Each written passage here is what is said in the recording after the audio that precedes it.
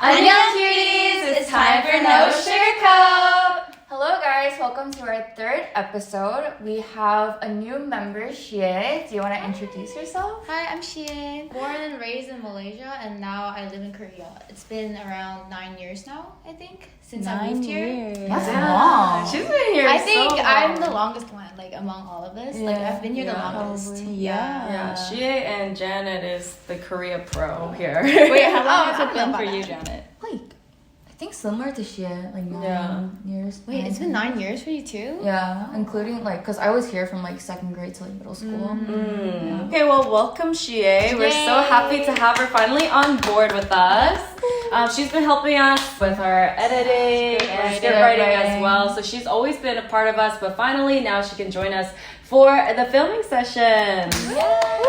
Well, today we're gonna get into our questions right away. So can you share your guys' experience on building friendships in Korea? When you guys first came to Korea, what was it like to make friends? Was it hard? Was it easy? What helped you to connect with the people that live here?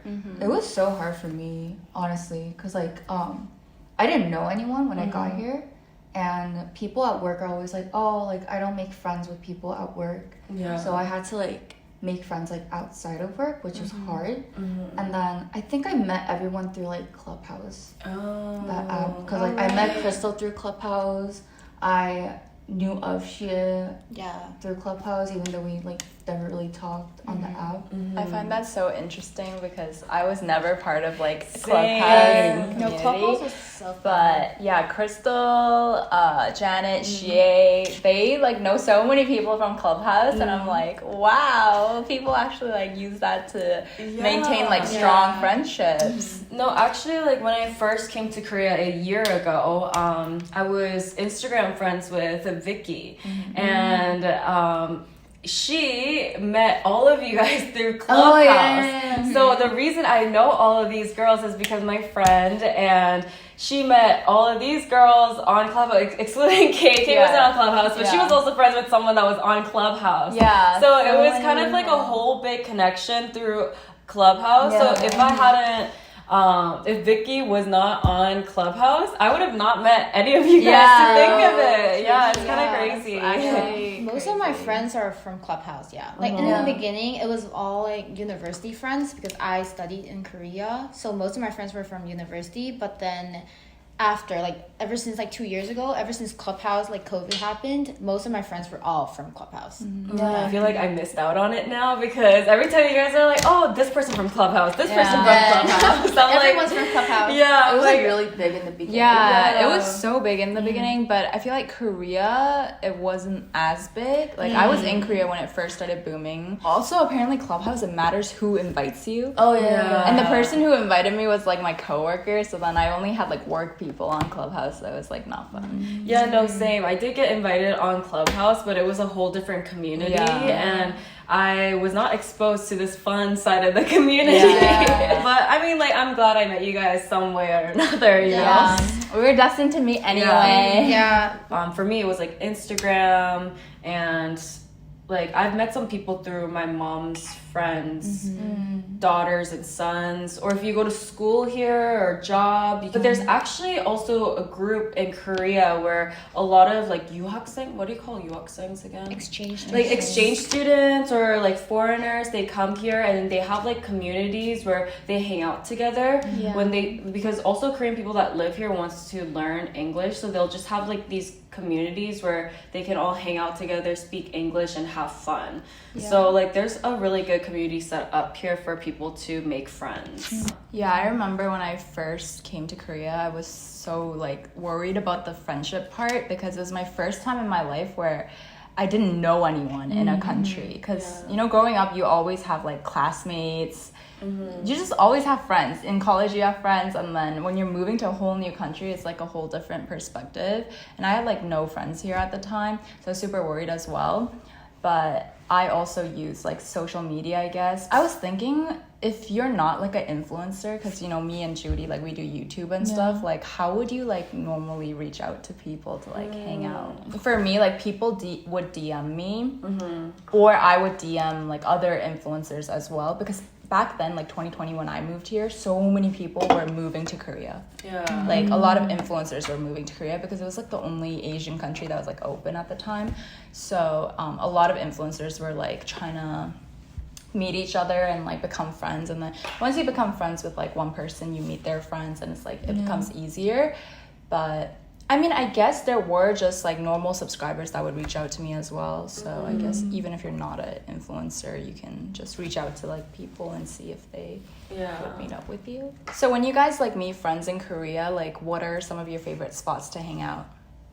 So like Korea is so known for their cuisine and their cafes here. It's crazy. Yes. Like I loved going to cafes when I was in Canada, but not to this extent. There's not as many aesthetic cafes in Canada. There's so many aesthetic cafes in Korea. Like Just everywhere every you cafe go, is aesthetic. Yeah, like in every corner there's like a pretty cute cafe that you can find. The cafes open till literally midnight, or there's even 24-hour cafes here. So like the routine would be go to maybe a cafe to meet up, have dinner, go to cafe again, have some dessert and coffee, and then you go home. Cafe culture is literally has a cult following here. It's just like it's so natural for Koreans to just go to a cafe and like talk and drink like after eating. But it's so funny because my brothers, they're from America, and they like mentioned it to me. They're like, how come every time I hang out with like Koreans, they just like to sit at a cafe after eating and we have nothing to do? I was like, yeah, just talk, like that's normal, just like catch up with people. And he was like, I don't like just sitting there. No, it's definitely a Korean thing. Before I came to Korea, I never used to do that too. I'm just like, why do you guys always go to a cafe after dinner? But like after living here for so many years, I think I got used to it, and now I do the same. I'm always like, let's go to a cafe. It's like a must. Like I can't imagine going to like not going to a cafe when we're hanging out. Don't we always go? Like we're literally going to a cafe after this. We're like, oh, let's go to a cafe. It's like a thing. We were literally talking about like going to a cafe after this recording, so it's like it's just like natural. If a specific cafe is trending, it's super big. It'll be all over Instagram in Korea, and people will line up to eat at cafes here. And that's also why so many cafes are like aesthetic, or like the food is very pretty, because Koreans love taking photos. Yes. Like a lot of people go to cafes for photos first, and then they like sit and like talk. So anything aesthetic, Korea will do it 110%.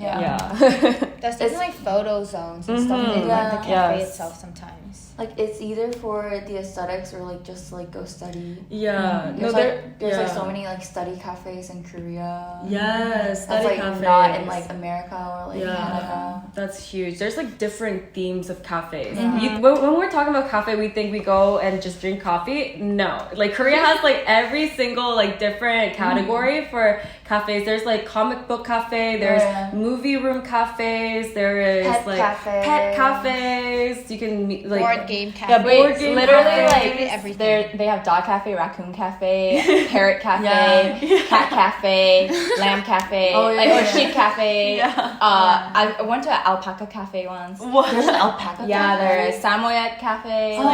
There's oh my gosh. There's it's so like many. every I want to go to the Samoyed one. Like there's one in Hongdae. I went love to that one. Samoyeds. They're so cute. Like they're so fluffy. If you can think of any category for a cafe, it is here in Korea. What would you guys say is your favorite cafe or favorite restaurant in Korea? Like my go-to spot. Oh, do I gatekeep? Do I gatekeep? Because okay, so I want to gatekeep, but it is already really popular, so whatever. My favorite cafe in Korea is called Camel Coffee. That place has changed. There's multiple locations, but I think they have the best signature coffee. And when I first came to Korea, there was a pop-up right beside where I lived. So I used to literally go there and drink. I can't even drink. I'm bad at drinking coffee, but I used to drink coffee every single day when there was a pop-up right near my house. It is so delicious. They have like this like sweet like foam at the top, and it's just everything. What about you, Shie? I love cafes. I have like so many. I have a whole list of cafes, but one of my favorite cafes is called Layered Coffee, I think. Layered Cafe. Oh yeah, It's that in one's really famous. Anguk and it's so pretty. It looks like It's a a little chain as well. dollhouse. Yeah, but like the biggest one, like the Ponjeom, is at Anguk. Yeah. And it's so pretty. Like it's like there's so many desserts, like cakes, like and like their drinks is also really good. Like their signature drink, I think it's like a Vienna coffee type drink. So there's like cream on top as well, and I love cream. Yeah, cream is so good. Yeah, I always get that, and like their cakes are just so pretty. Like if you guys ever come to Korea, I suggest going there in Anguk. Not only that cafe, there's so many pretty cafes in Anguk. So Yeah. if you're a cafe person, you like aesthetic, cute cafes, I would suggest going there. I go to this like one cafe which is like my Tanggol cafe. It's like my go-to. It's like near my place where I live, and like it's like very small and like very quiet, and honestly the location is like not the best location, but like I just go there just because like I know like who works there and stuff. But it's called like Come and Sit. Okay. Yeah, it's like a very like small like corner cafe, but it's like really good to like work at. The desserts there are like really sweet and like really good, and like their coffee is like pretty good too. So I usually go. For me, oh my gosh, I have so many cafes I like, but I would say for people visiting Korea, like visit Seongsu for cafes. Yes. It's known for cafe culture. There's just like a cafe every like 2 steps. And they have like huge cafes and small cafes. I would recommend Seoul Engmuse because you can draw on the plates with like markers, and their cinnamon rolls are really popular. For my vegan friends, I really like my all-time favorite cafe is MTL Cafe in Hannam, and oh my gosh, their desserts are vegan, but it's so good and it doesn't taste vegan. I love it. So yeah, I recommend those. What do you guys like to do at night? At night, most of the time when we meet, we go to like a pocha. Pocha is pocha or bar. Should we explain what pocha is? Pocha is kind of like So what is a pocha? Look, a traditional meaning of pocha, and modern pocha is a little bit different. So like a traditional pocha is like you eat under kind of like a tent with plastic table and plastic chairs. It has this certain kind of older traditional Korean vibe. Like street vibes. Yeah, basically the ones that you see in like K-dramas. Yes, it's That's kind of what like a pocha ratchet is. patio. Yeah. but it's very vibey. Pocha or bars. We're Apgu girlies, so we usually meet in Apgu Rodeo, which is like a part of Korea in Gangnam. But after pocha or like dinner, we usually go clubbing. Sometimes. We had a phase. Sometimes. We had a phase. Where we went like all the time. Yeah. These days we're wholesome girlies. We're working hard. But we did have some phase. Yeah. And there are a lot of popular clubs in Korea, and I know a lot of people who visit here want to know which clubs they should visit and where's like the popular hot trending area. Right now, I would say Apgu is very popular. Itaewon is coming back again. And Hongdae is really popular for younger generations. Yeah. So if we put it into groups, Hongdae is like from 19 to 22, kind of early 20s It's like area. university students. Yes, university students. It's right beside a university. So And foreigners, like lots of foreigners. It's very the clubs in Hongdae are very foreigner friendly. And younger like college Very students. cheap. Yes. Alcohol is very cheap. There's like unlimited alcohol options as well at clubs.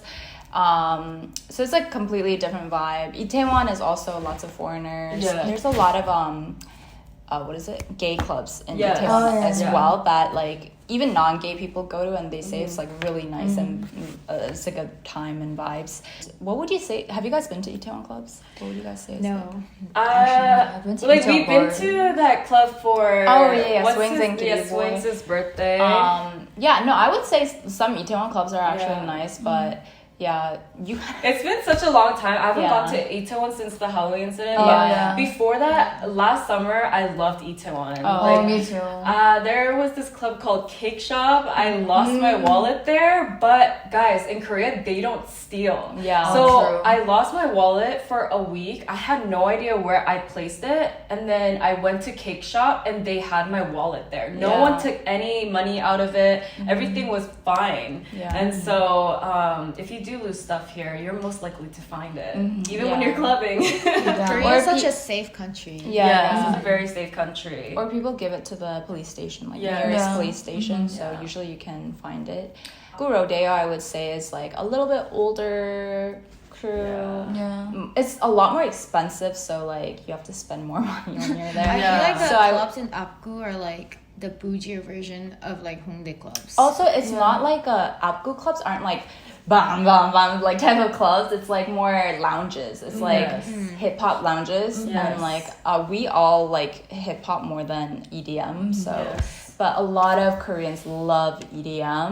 So if you like EDM music, I would recommend going to like literally Gangnam Station, like Gangnam clubs. Yes. Um, or even Shinsa. Yeah, Yeah. Shinsa. Like every area has Yeah. different clubs and vibes and people, Yes. so you have to just choose what type of vibe you want to go for. But since we're around Apgu the most, I feel like we have the most knowledge in the Apgu area. Yeah. What are some of the clubs that you guys would recommend for people to go in Apgu?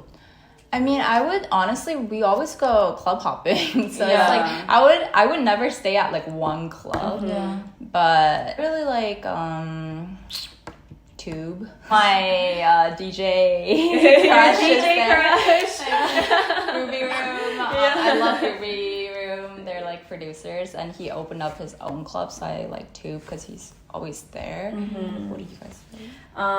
Tube is the one we went to pretty often. Vita's very popular, as well as Times is very popular as well. Lots of artists perform. I never Yes. liked Times though. I've been there once, so Yeah, I me can't too. say Yeah. much about Times, but I really like Vita.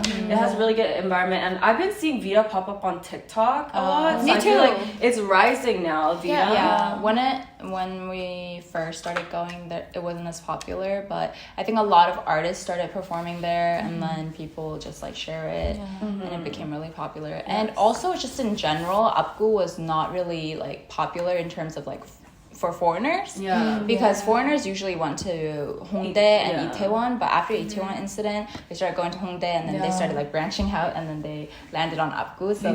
then now it's like everybody knows about Apgu clubs. Yes. So yeah, there's a lot of people. But right now, to tell you guys the ultimate hottest spot for clubbing, right now it's on Shinsa. It's called, guys, Music. So music is very popular right now. That's where all the hot it girls and guys go.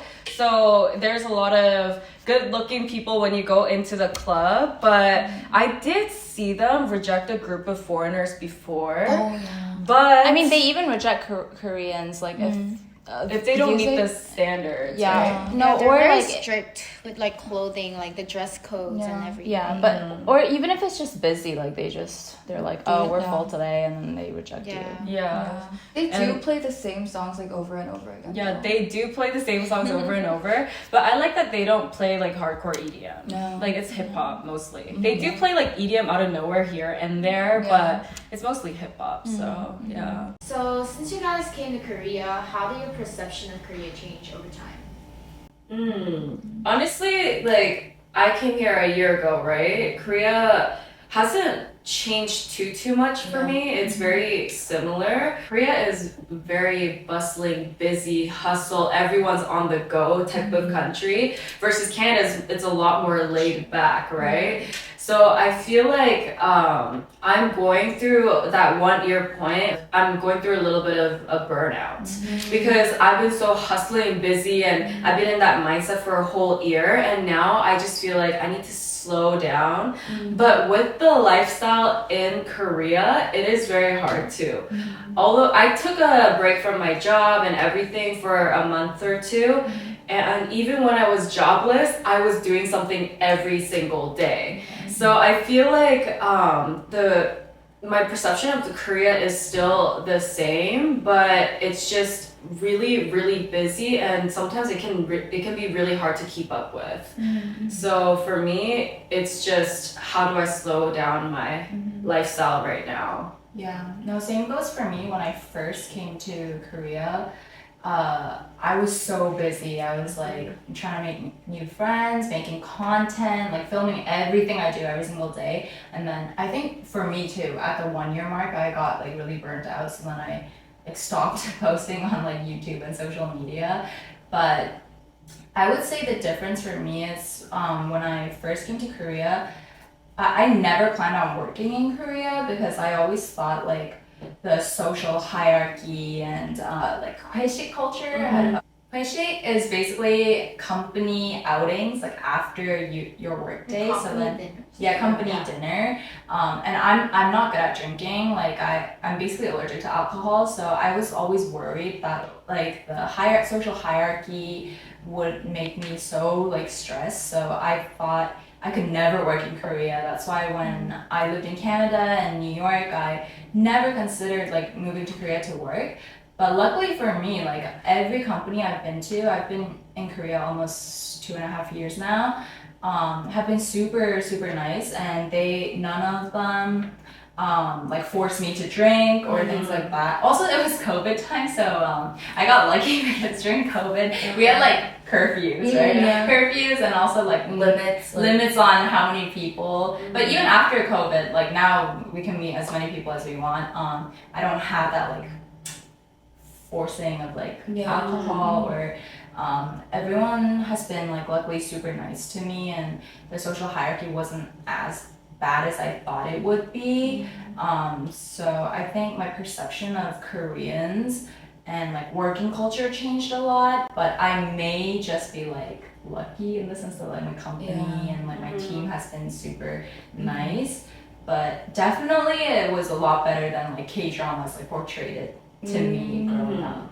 So mine was kind of like the K-drama. Oh really? Like company scene. I was about to say the same thing. Yeah, because like our team after COVID would like go out to drink and stuff, and like I was going through like a sober phase because like I didn't want to drink, and then literally my boss he was like, "Oh, are you really not gonna drink? Like really, are you not gonna drink?" He would ask me that like every 10 minutes. Be like, "Are you really not gonna drink?" And I'm like, I'm not drinking. And I would always lie to them saying that like I'm on some like medication, so they would like back off. Yeah. But still he'd be like, oh my god, like, you know, it's fine. Yeah. It's fine if you like one shot's like nothing. Oh my god, that's like, so toxic. Yeah. No, the amount of like incidents that I've had like during like company dinners are like wow. It's so terrible. Like I almost got like sexually assaulted by like one of the company like people. Oh my god. Wow. So there was this big controversial company that also dealt with some allegations during 회식 times and stuff like that. So I feel like it is very common in Korea to have this toxic culture. It was toxic enough to have riots in front of the company building. So you know, I definitely am not surprised, but I'm sorry that happened. It's okay. Okay, so you guys were talking about how it's male-dominated industry. So, like, what would you say are some of the toxic traits that Korean men have, or women? I heard that, well, because I haven't dated a fully Korean person before, but I did hear that Korean people are more obsessive and they get really possessive over you. I don't know how true that is, but I did hear like you're not allowed to have friends of the other gender in the relationship. Yeah, my ex used to do that. Oh yeah? Whenever I was talking to my guy friend, he'd be like, "Who's that? Like, did you sleep with them? Did you ever sleep with them? Like, why is he like texting you?" And he got mad over Snapchat. One Snapchat? Oh wait, that your ex sent you? No, like some other like guy friend sent me, and then he saw that and he was like, "What's Snapchat?" And I was like, "It's literally like a pointless app where you send pictures of like maybe your forehead or like a wall. Yeah. Just like keep up with the streaks." And they were like, "Why do you have to keep up with the streaks?" And I was like, it's just for fun. And he's like, oh, what other pictures do you send him? Like, nothing. Like, just my forehead or a wall. Yeah. And then he was like, I wonder if you like ever sent him like other like maybe dirty pics. Oh Yeah, my he God. sent them. Your boyfriend said My that to you? boyfriend said that to me. Oh my god. Like, this was like my ex. Like, he was right like, away. Okay, but like hearing this, I feel like it's not just tied to Koreans though. I feel like it's just worldwide. Like some men are just so toxic and insecure to the point where they're just gonna like investigate and scrutinize you until they hear what they want. Yeah. But then once they hear what they want, or if they don't hear what they want, they just go crazy. yeah. So I feel like once they're just toxic, they're just toxic. Also, something like specific to Korean men that a lot of my friends experience is when you go on a date with Korean guys, they talk about marriage on the first date. Oh yeah. Oh yeah, That's like I very did Korean. hear that. Like, Yeah. I don't know why they do that. They talk about marriage and like what type of like wife they want, like what type of family they want. They talk about how they want to get married soon, and I'm just like, I'm Or even like having babies right away. Yeah. And it's like, hello, like I don't even know who you are. Exactly. Yeah. Yeah, that really like puts me off because like our first time meeting, I know. and they're talking about like our wedding, and but that's like normal for Korean guys, which I thought was really strange. I think some toxic traits of Korean women are like, I guess the same as guys. They're very possessive, so they don't like it when their boyfriend has female friends. And we touched on this like in our last episode as well. But yeah, a lot of Korean men start blocking all of their like female friends once they start dating. Yeah. I feel like blocking's just like going a bit out of hand. Yes. Like if my boyfriend asked me to block all my male friends, I don't know if I would do it. Yeah. I'd probably just break up with them. Yeah, because like I would not do it anymore. Have you experienced it? But I've experienced like having to block people because of my partner's jealous or my ex-partner's like crazy toxic traits. I will say that. Oh yes, sir. No, it's just not healthy. Yeah. No, like I will say if I also feel like maybe one of the guy friends are like texting me too much or like I don't know, like it feels like they're trying something, then I would agree and block them, I guess. But if they're like completely platonic, like nothing is going on, and they're just insecure themselves, and it stems from their insecurity, then I feel like I would not find that attractive anyway. So I'd probably just break up with the guy.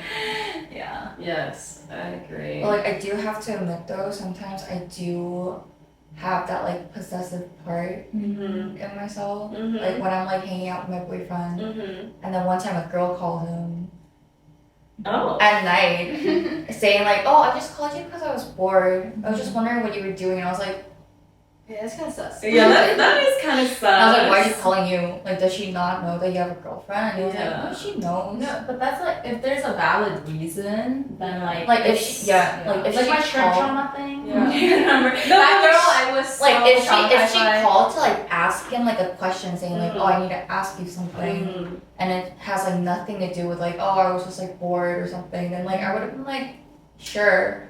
But then she was like, "Oh, I just called you because I was bored," Yeah. and I was like, Yeah, that's the sus part. I was like, "Why?" If a girl goes like super mad over one specific girl but no other girls, there's a reason. Yeah, there's a valid reason. Like, Because after you break up, guess yeah. who you're talking to or you're dating? You're talking to that girl. So many Exactly. snakes. All of the little sis, big sis, like all of these little, like she's like my sister. There's no such Really? thing as like, is she really just your sister? Yes. Uh, Yeah, and I heard like lots of Koreans have, Korean girls have those like pick me traits. So maybe we yes. can talk about that. Yeah. So what are some of the pick me features?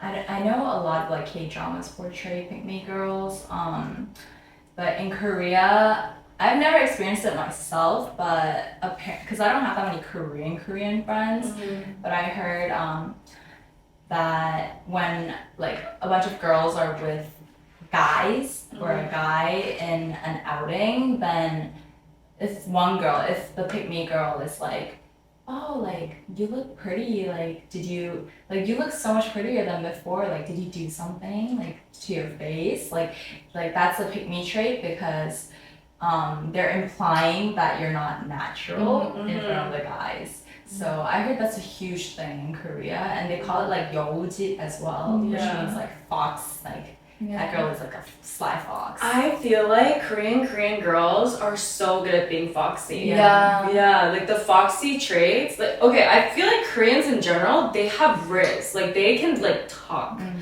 And so like when it comes to girls and they can really charm and have really good speaking ability, they can get really foxy. Yeah. No, I've been watching Heart Signal recently, like the new season. Yeah. And this girl, she got like no votes at all. So she was like trying to riz herself up Yeah. during like while like they were like, cooking for dinner. Yeah. And everyone was like helping this one girl. Mm. And then she like notices that like all the guys were around her. So Yeah. she like literally turns around. She's like, "Oh, I don't know how to turn this on. Like, how do Yeah. you? Am I doing this right?" Yeah. And I was like, I could never. I was just like doing myself. Like I could never do that. Oh my, so did the guys help her? Yeah, they like all like turned around to her. Like, Yeah. they were like they shifted their focus to like that one girl who couldn't do anything. Yeah. And the girl was like, "What the fuck? Like where did they all go?"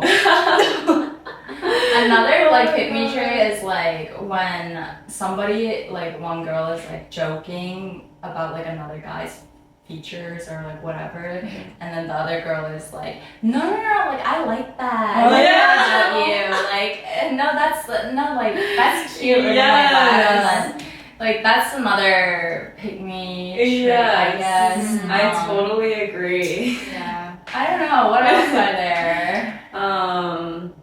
I feel like when they're kind of fishing for compliments, or if they're, I don't know. I feel like that's probably a common one. Or when they're just around or big pick me girl is like, oh yeah, I don't have any girlfriends. I just don't belong with the, like I just can't like I feel more comfortable Yeah. with the boys. Yeah, I would Like like more with like guys and Yeah. girls. Not gonna lie, I used to say that. I once maybe was a pick me girl, but like at the time, like I did have a lot more guy friends than girlfriends, but now that I have more girlfriends and guy friends, I wouldn't trade that for the world. Yeah. It's just so different being able to keep up your girlfriend relationship versus guy friend relationship. Yeah. So I definitely think if your majority friends are male dominated and you specifically say yourself, I can't have any girlfriends, I think that's a red flag / pick me girl.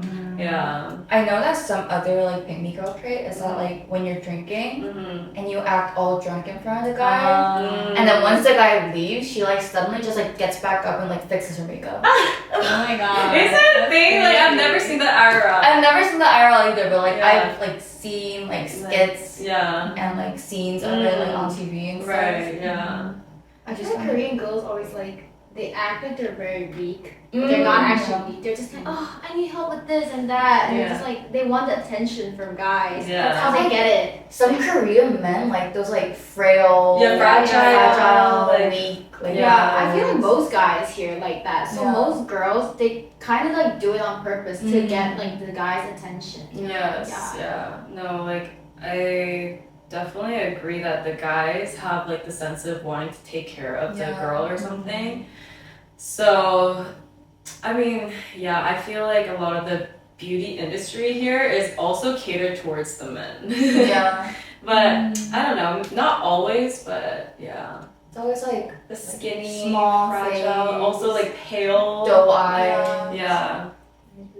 Yeah, my ex-coworker would like tell me saying like, oh, like my first impression was you was like very like strong. Like you looked like a very strong girl. But it's not a bad thing. It's not a bad thing, but Yeah. I'm like, but then the way he said it was like, oh, like take a sesso. Oh. You're like very sick. Yeah. And I'm like in what way? And then he would like compare me to celebrities like Jessie, Upasa, like those kind of celebrities, like the really like confident, like 언니 vibes. Yeah, 언니 vibes. Yeah. And then to my other coworker who was like very like pretty, like she fit like the Korean standard. And then to her she'd be like, oh, like you look like Yuna from 소녀시대. Or like any pretty celebrity that like they can like think of. Well, that was very interesting. I feel like we spilled a lot about Korean culture, tea, food, cafes, as well as some red flags here and there. But thank you guys again so much for watching. It was so much fun filming this episode. Make sure to follow us on TikTok, Instagram, as well as Twitter. Spotify. And Spotify. Yes, give us ratings as it helps us out a lot. Make sure to click that like button and subscribe to our YouTube channel, of course. Thank you guys if you made it to the end. You guys are superb, and I'll see you guys on the next episode.